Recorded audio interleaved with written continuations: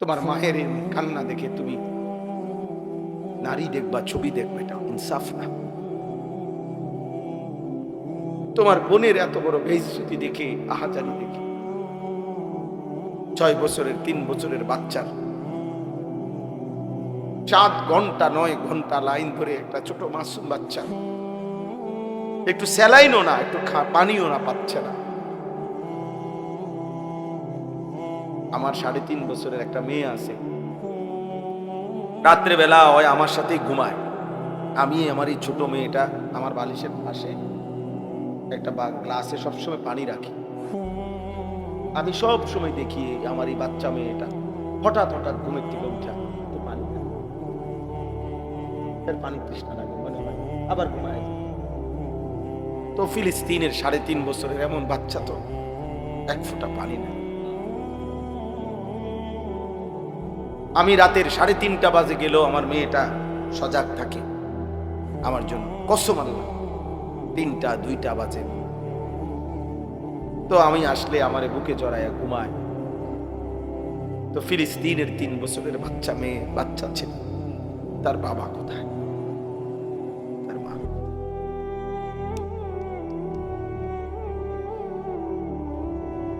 অতএব এই অবস্থায় তুমি, আমি, আমরা সবাই যদি আল্লাহর নাফরমানি করি, এটা ইনসাফ না। ফিলিস্তিন 77 বছর ধরে নির্যাতিত, কাশ্মীর 78 বছর 1947 থেকে নির্যাতিত, রোহিঙ্গা মুসলমান 61 বছর ধরে নির্যাতিত 1964 ইংরেজি থেকে। তুমি হিসাব করো, আমার কাছে হিসাব আছে সব। তাইলে 77 বছর ধরে ফিলিস্তিন নির্যাতিত হবে, 64 বছর ধরে রোহিঙ্গার মুসলমান নির্যাতিত হবে, 78 বছর ধরে কাশ্মীরের মুসলমান নির্যাতিত হবে। তুমি বন্ধু কোনোদিন নির্যাতিত হবা না, এর নিশ্চয়তা তোমার কাছে কোত্থেকে আসবে? কথা বলেন না। আমাদের উপরে কখনোই কোনো মুসিবত আসবে না। প্রিয় ভাই, তুমি কেমনে বুঝলা? তুমি কেমনে বুঝলা? তুমি কেমনে এতটা নিশ্চিন্ত হইয়া গেলা যে তোমার উপরে কোনো মুসিবত আসবে না? তুমি এইভাবে আল্লাহর সাথে বিদ্রোহ করতেছ।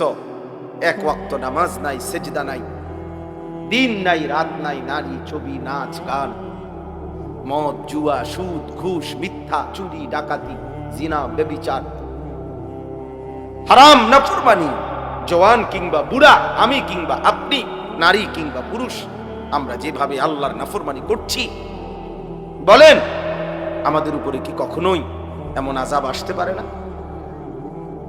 আল্লাহ আমাদেরকে বুঝ দান করে। আল্লাহ তাআলা বলেন প্রত্যেকেই আল্লাহর সামনে দাঁড়াইতে হবে একজন একজন, ফারদান মানে একজন একজন।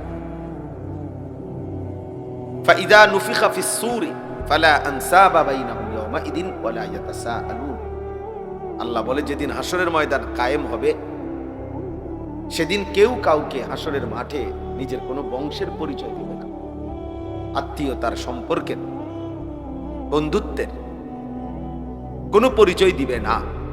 ওয়ালা ইয়াতাসাআলুন, কেউ কাউকে ভালো মন্দ কিছুই জিজ্ঞেস করবে না। আমারটা আমি, আমার বুঝ আমাকেই করতে হবে। ইকরা কিতাবাক, আল্লাহ তাআলা বলবেন বান্দা তোমার আমলনামা তুমিই পড়ো।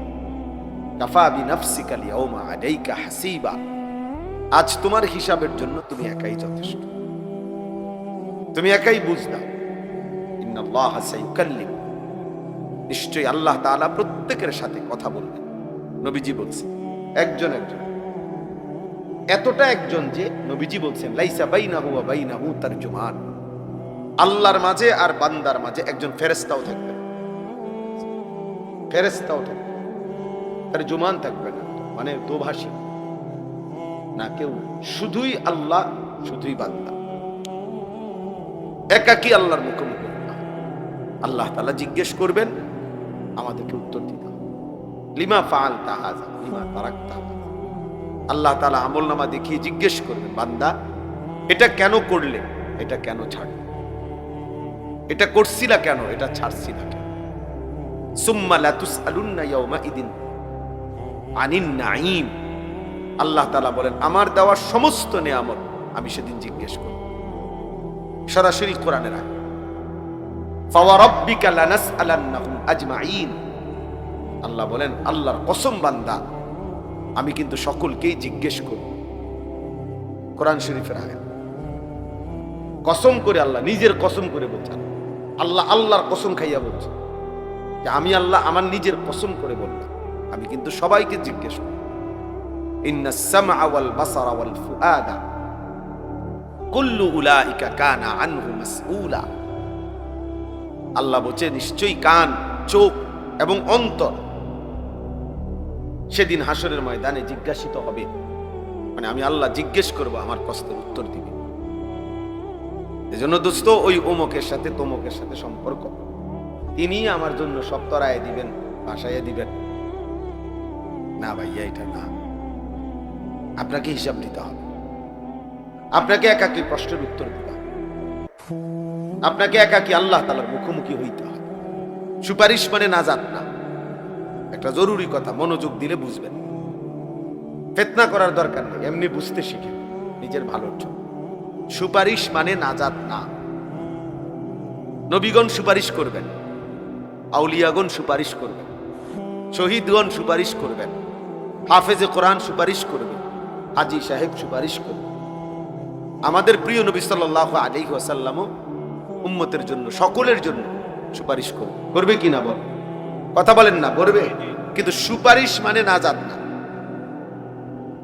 সুপারিশ মানে কি না, নাজাত না। মানে সুপারিশ করিলেই সে জান্নাত, না না। সুপারিশ করবে প্রত্যেকেই স্তর অনুপাতে, আর আল্লাহ তাআলা প্রত্যেকের সুপারিশ গ্রহণ করবেন, কিন্তু ফয়সালাটা আল্লাহই দিবেন। তিনি যাকে ইচ্ছা তাকে তিনি মুক্তি দিবেন, তিনি যাকে ইচ্ছা তাকে তিনি জাহান্নাম দিবেন।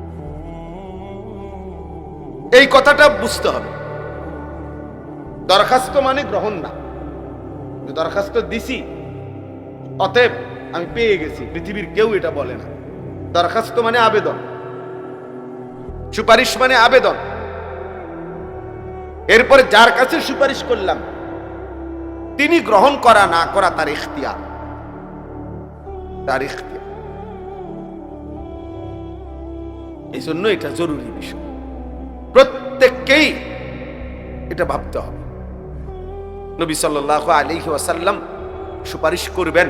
আপনারা ইনসাফের সাথে বলেন, আপনাদের বিবেক কি বলে যে নবীজি এটাই বুঝাইতে চাইছেন? এই কথার অর্থ কি? এই কথার অর্থ হলো উম্মত, যে তুমি মৃত্যু পর্যন্ত চুরি, ডাকাতি, জিনা, ব্যভিচার, মদ, জুয়া, সুদ, ঘুষ, যত অন্যায় করতে থাকো, আমি সুপারিশ করে তোমারে জান্নাত দেব। এটাই তো অর্থ না? আপনাদের বিবেক কি বলে? একজন মানুষ বলে, একজনে বলেন যে না হুজুর আমার তো মনে হয় এটাই। তাইলে তাইলে এটা মনে রাখতে, সুপারিশ তিনি সকলের জন্য করবেন, কিন্তু ফয়সালা কে দিবেন? আল্লাহ। হ্যাঁ, নবীকে আল্লাহ বলছেন, বন্ধু আপনাকে আমি খুশি করব, আপনার মুখে হাসি ফুটাবো। ওয়ালা সাউফা ইউতিকা রাব্বুকা ফাতারদা, এই পরিমাণ আপনাকে দেব যাতে করে আপনি সন্তুষ্ট হয়ে যান, আপনারে খুশি করে দেব। কিন্তু এরপরেও কোথাও এ কথা বলে নাই যে আমি আল্লাহ তাআলা আপনার সুপারিশের পরে আমার কোনো ইখতিয়ার নাই, এ কথা আল্লাহ বলে নাই। সিদ্দিকীনের সুপারিশের পরে আমার কোনো ইখতিয়ার নাই, না। হাফেজ কোরআনের সুপারিশের পরে আমার কোনো ইখতিয়ার নাই, না, এ কথা বলে নাই। সুপারিশ করবে কিন্তু ফয়সালা আল্লাহ। এই জন্য ছেলেরা, বাবারা, আমার এটা মূল উদ্দেশ্য বোঝানো। একটি মাহফিল তারা করছে, আমরাও করলাম, অমুকে করছে, তমুকেও করলো, এই গ্রামের ছেলেরাও করছে, ওই গ্রামের ছেলেরাও করলো, পাট্টাপাট্টি করলাম, প্রতিযোগিতা করলাম, দেখাই দিলাম, মানুষ আইনা জমা করলাম, কেউ হেলিকপ্টার দিয়ে হুজুর আনলাম, কেউ বিমান দিয়ে আনলাম, কেউ এর চাইতে বড় বক্তা আনলাম, কেউ লাখ টাকা দিয়ে হুজুর আনলাম। ঠিক আছে, মানুষ জমলো, হ্যাঁ, এরপরে কি অর্জন কি সেটা বল। অর্জন তো দেখা দরকার। অর্জনটা কি হলো আমার? হ্যাঁ, মানুষে কইছে আর কি আগামীকাল তার মাহফিলের লোক হয়েছে, হ্যাঁ, তো এরপরে কি হয়েছে? আমি বলছি আর কি, মনে করেন পুরো গ্রাম চুক্তি সবাই বলছে যে মানুষ আর মানুষ রে, হ্যাঁ, তো এরপরে খালাস। এটাই এই 2 লাখ টাকা খরচ করার মাকসাদ, এটাই যে মানুষে কইছে লোক হইছে, কামিয়াব সার্থক। এটা আমার এই 5 লাখ টাকা খরচ করা সার্থক, এটা বুঝে, এটা বুঝা দরকার বাবা, ছেলেরা বাবা তোমরাও বুঝা দরকার। ইনসাফ কি বলে? এই লৌকিকতা, এই প্রদর্শনী তো মূল মাকসাদ না, এটা তো জনসভা না, এটা তো ইলেকশনের প্রস্তুতি না, এটা তো ভোটের জন্য মানুষের দিল তৈরি করা না, এটা তো আখেরাতের জন্য দিল তৈরি করা।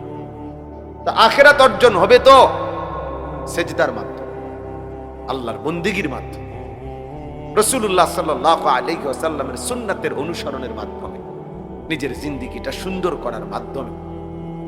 সারা রাত উলঙ্গ ছবি দেখতে দেখতে যে ছেলেরা ঘুমাও, শরীরটা নাপাক, নারী ছবি দেখলে এটা নিশ্চিত শরীর নাপাক হয়ে যায়। এই বীর্যপাতের কারণে শরীর তো নাপাক হইছে, এশার নামাজও পড়ো নাই, 1 ওয়াক্ত নামাজও পড়ো নাই, এই অবস্থায় ঘুমায় এই রইলা, যদি এই ঘুম আর না ভাঙে, যদি এই অবস্থায় এক বোমার আঘাতে, এই আজকের পত্রিকা তো আসছে, ফিলিস্তিনি এক বাচ্চা 6 বছরের সাক্ষাৎকার দিছে, সে বলছে আমি আমার সাথীদের সাথে খেলতেছিলাম, হঠাৎ করে বোমা আসছে, পড়ছে, আমি বেহুশ হয়ে গেলাম, হুঁশ ফিরে আসছে, আর আমি দেখি আমার হাতটা নাই, আমার হাতটা, আমার থেকে 6 বছরের মাসুম বাচ্চা বলছে আমার হাতটা, আমার হাত ছুটে, আমার এই হাতটা আমার সাথে নাই, বোমার আঘাতে উড়ে গেছে। ইমানদার, বোমার আঘাতে লাশ উপরের দিকে ওটা ছিন্ন ভিন্ন টুকরা টুকরা হয়ে গেছে। এ যেন আরেক হামজা, এ যেন কি উহুদের সেই আমির হামজা, যার লাশকে টুকরা টুকরা করছিল বেঈমান। আমি মনে হয়েছে আমার এই কথা, হ্যাঁ, ভাবছিলাম আমির হামজার মতো আর কেউ হবে না। আজ আমার ফিলিস্তিনের শহীদ, আবারও সেই উহুদের নবীর চাচা আমির হামজার, আমার তো মনে হয় ওই শহীদকে, উহুদের শহীদ আমির হামজা সালাম দিচ্ছে, আমার সাথে আমি তোকে নিয়ে জান্নাতে দাঁড়াবো, আমি তোকে নিয়ে হাসরের ময়দানে দাঁড়াবো। এজন্য বন্ধু, আমরা অনুরোধ করি তোমাদেরকে, বাবারা আপনাদেরকে অনুরোধ করি, আপনারা আপনাদের ছেলেদেরকে কিভাবে নামাজি বানাবেন ফিকির করেন, আপনারা আপনাদের মেয়েদেরকে কিভাবে পর্দানশীল বানাবেন ফিকির করেন, আপনাদের স্ত্রীকে কিভাবে নামাজি বানাবেন ফিকির করেন। এই ভাবনা ভাবেন, চোখের পানি ফেলে কাঁদেন, আলেমে দ্বীনের সাথে পরামর্শ করেন। আহারে বাপ, এই যে কয়জন বাবা আছেন, আপনাদের কাছে অনুরোধ করি, চাচা আমার কথায় রাগ হইয়েন না, আপনাদের যাদের ছেলে নামাজ পড়ে না, মেয়ে পর্দা করে না, আপনি একজন ব্যর্থ বাবা। আপনি এই খাট পালং সোফা ফার্নিচার দেখাইয়া মুসলমানের কোনো সফলতা নাই।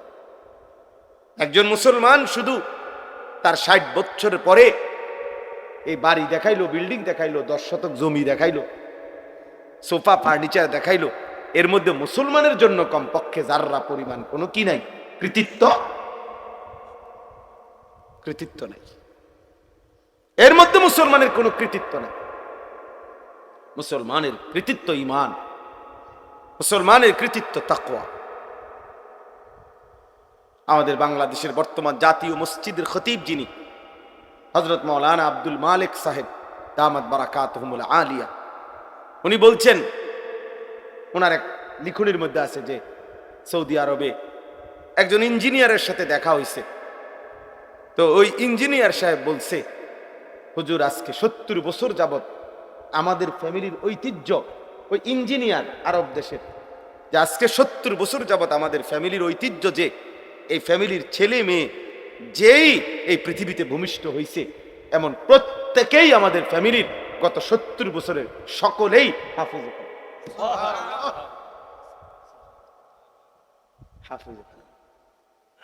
ছেলেও মেয়ে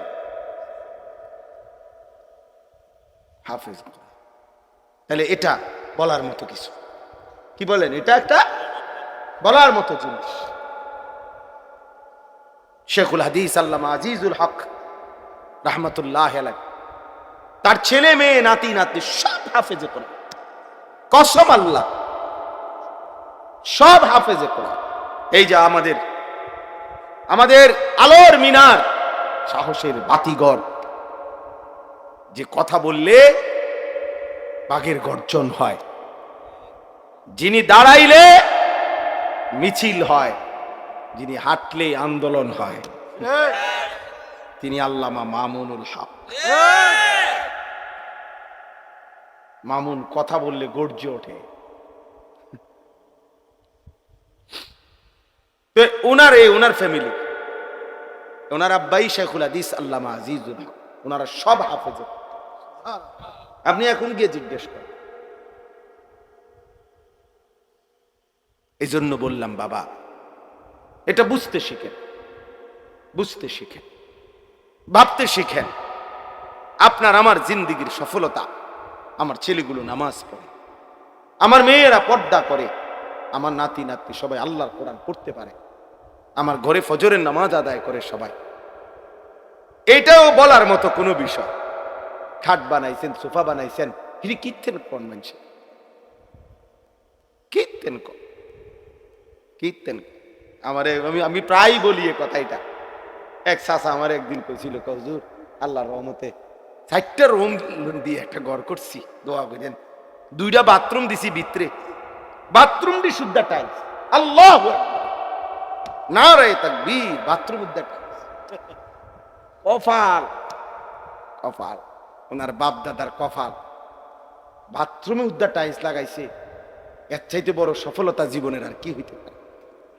আমি বললাম, চাচা কপাল আমনের কত বড় সৌভাগ্য, আজকে আমনে এবং আমনের জিপুত নাতি নাতনি টাইলসের মধ্যে মুতেন, আল্লাহ পাক কত বড় নিয়ামত দান করছেন।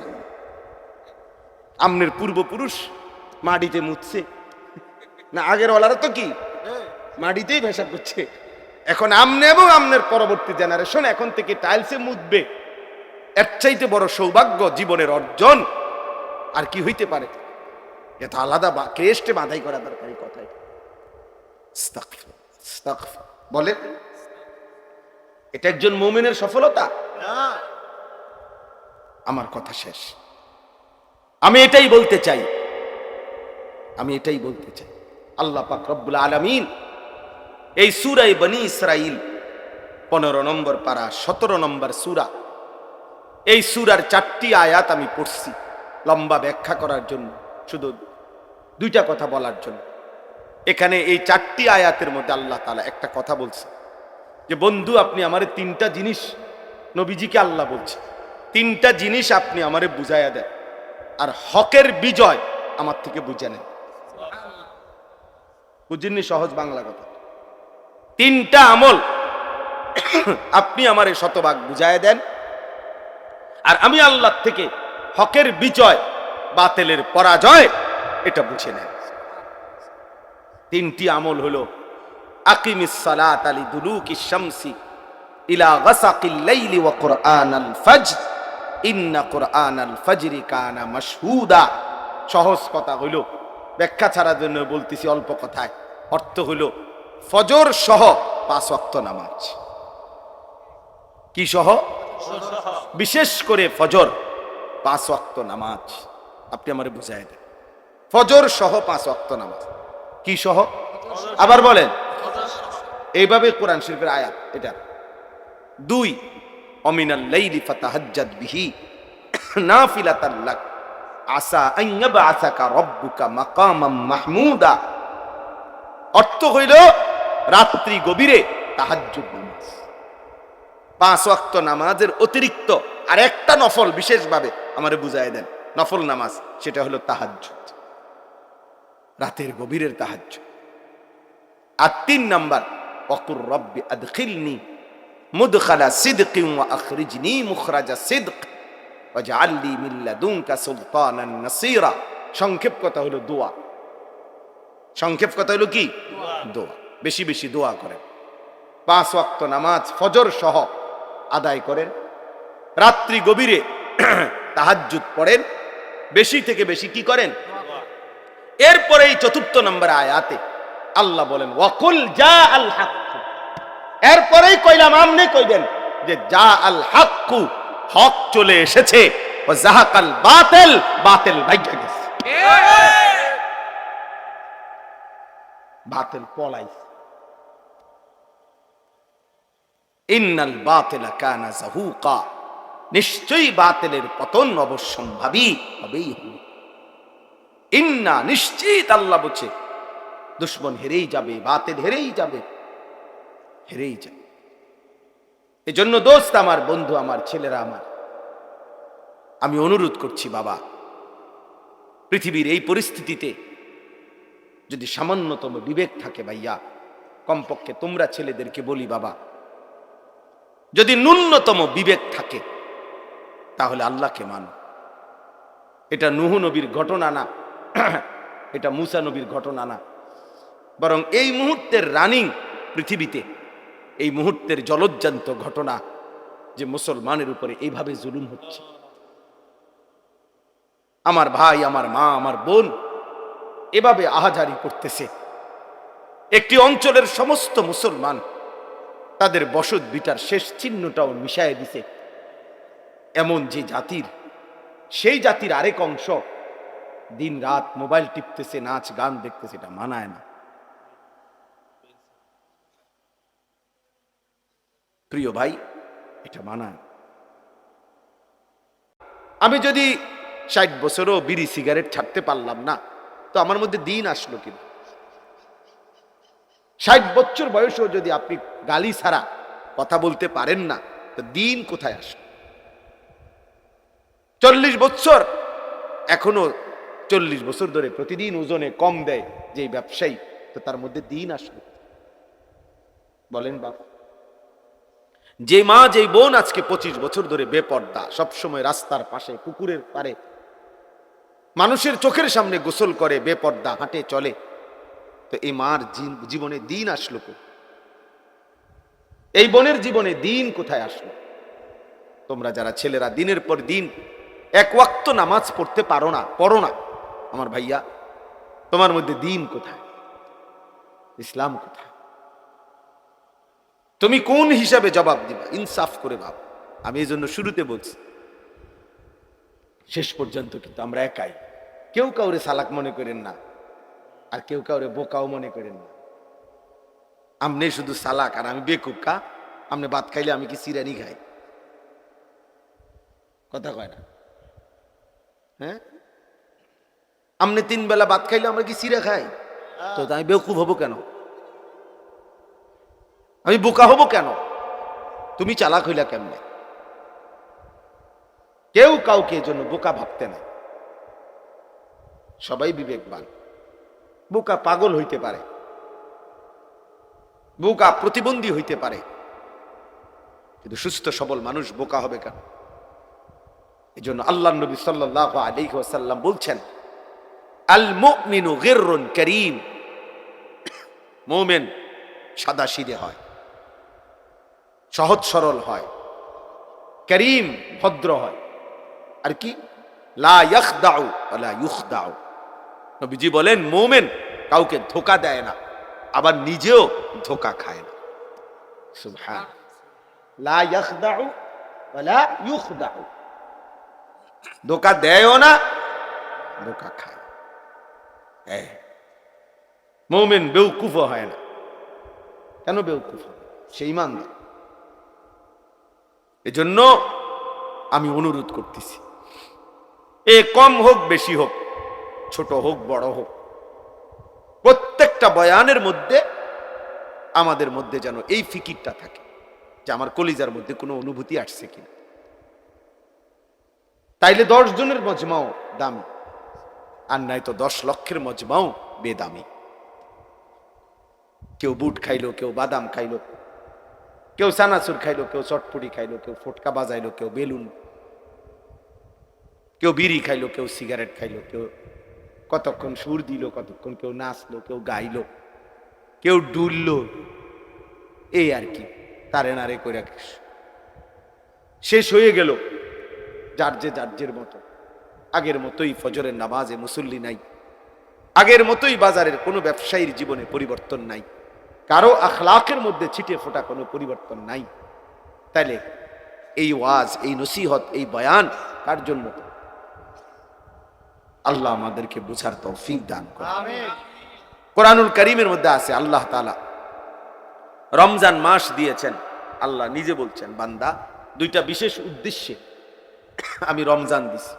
এক, লাআল্লাকুম তাত্তাকুন, যেন তোমাদের একটি পূর্ণ মাস রমজান, রহমত, মাগফিরাত, নাজাত, এত বড় শ্রেষ্ঠতম মাস পেয়ে যেন তোমরা প্রত্যেকেই মুত্তাকি হইতে পারো, গুনাহ থেকে বাঁচবার একটা হিম্মত যেন আসে, হিম্মত, আল্লাহর ইবাদত করার যেন একটা জজবা আসে, যে এত বড় রমজান আমি হায়াত পাইলাম, যা আর মিথ্যা বলবো না,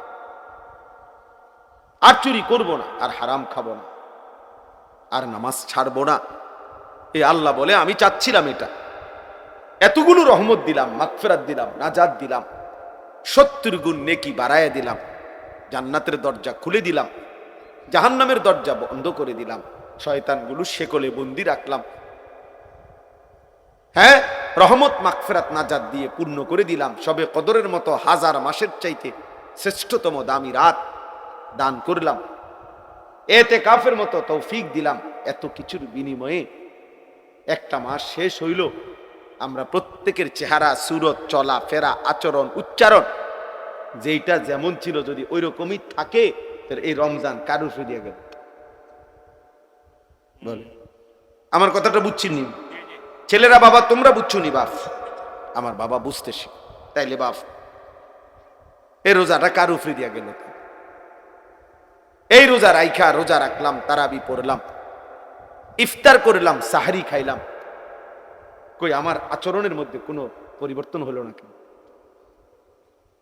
মান লাম ইয়াদা কাওলা যুর ওয়াল আমালা বিহি ফালাইসা লিল্লাহি হাজাতুন আন ইয়াদা তাআমাহু ওয়া শারাবা।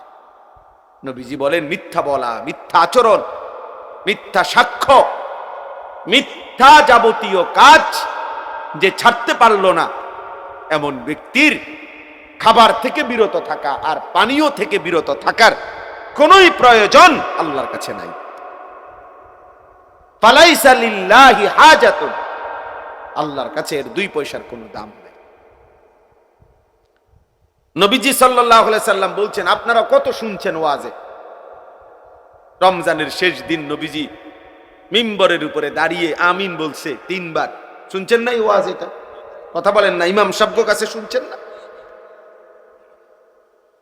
তো এর মধ্যে জিব্রাইল বলছে নবীজিকে একটা কথা হলো এই যে, ইয়া রাসূলুল্লাহ, রমজান যে পেল অথচ গুনাহ মাফ করাইতে পারলো না, আল্লাহ তাআলা আদখালাহুল্লাহুন নার, এমন নাফরমানকে আল্লাহ জান্নাত জাহান্নামে প্রবেশ করাবেন। ওয়া আবআদাহুল্লাহ, আল্লাহ তাআলা তার রহমের নজর থেকে তাকে দূরে সরিয়ে দেবেন। অভিশপ্ত ওই জীবন, ফেরেশতা যেন তার উপরে লানত দিছে যে তোর উপরে আল্লাহর লানত পড়ুক, রমজানের মতো এত বড় মাস পেয়েও তোর কোনো পরিবর্তন নাই, খোদার গজব পড়ুক তোর উপর, আল্লাহর লানত পড়ুক তোর উপরে, আল্লাহর লানত। এত বড় রমজান পেয়েও একটা মিথ্যা বলা ছাড়তে পারলি না নাফরমান, নতুন করে নামাজ পড়া শিখলি না নাফরমান, কোনো কিছুই কোনো পরিবর্তন, চুল আগের মতো, প্যান্ট আগের মতো, জামা আগের মতো, আহা অসভ্যতা, নোংরামি, অস্থিরতা, নারী, ছবি, জিনা, ব্যভিচার, মদ, জুয়া, সুদ, ঘুষ, ওজনে কম দেওয়া, গালি, বিড়ি, সিগারেট, টেলিভিশন, নাটক, সিনেমা, যার যেটা আগের মতোই, তো রমজানে কি অর্জন হলো বাবা? একটা ছেলে ভাইবো, সবাই একসাথে বদলায় না, আমরা জানি, সবাই একসাথে বদলাবে না, একজন হলে একজনই ভাই। নবীজি তো বলছেন, এটা জিব্রাইল বলছে, লানত ওই ব্যক্তির উপর রমজান পেয়েও যে জীবনটা বদলাইতে পারল। যেমন মনে করেন হজে গিয়েও যার জীবন বদলাইল না, আল্লাহর ঘর দেখা, নবীর রওজা দেখা, তো তার পরিবর্তন আর কি দিয়ে হইব বলে? এজন্য আমরা কিতাবে পড়ছি কোন ব্যক্তির হজ কবুল হয়েছে কিনা এটার একটা বাহ্যিক প্রমাণ আছে, সব কিতাবে আছে এই কথা। ওলামায়ে কেরাম, মুহাদ্দিসিনে কেরাম বলছে এটার একটা বাহ্যিক নমুনা আছে। নমুনাটা কি? যে ব্যক্তির হজ্জের আগের আচরণ আর হজের পরের আচরণ পরিবর্তন বোঝা যায়। দেখা গেছে লোকটা আগে চা দোকানে আড্ডা দিত, বিড়ি খাইতো, সিগারেট খাইতো, গালিগালাজ করতো, টেলিভিশন দেখতো, নাচ গান দেখতো, সুদ খাইতো, ঘুষ খাইতো, কিস্তি নিত, হারামের সাথে ছিল। আলহামদুলিল্লাহ এখন হজের থেকে আইসা সব ছেড়ে দিছে, আল্লাহ বিল্লাহ করে, নামাজ রোজা করে, তাসবিহ তেলাওয়াত করে, বুঝাই যায় চেহারা। তো উলামায়ে কেরাম বলেন এটা প্রমাণ করে যে আল্লাহ তাআলা তার হজ কবুল করছে, কারণ তার মধ্যে কি হয়েছে?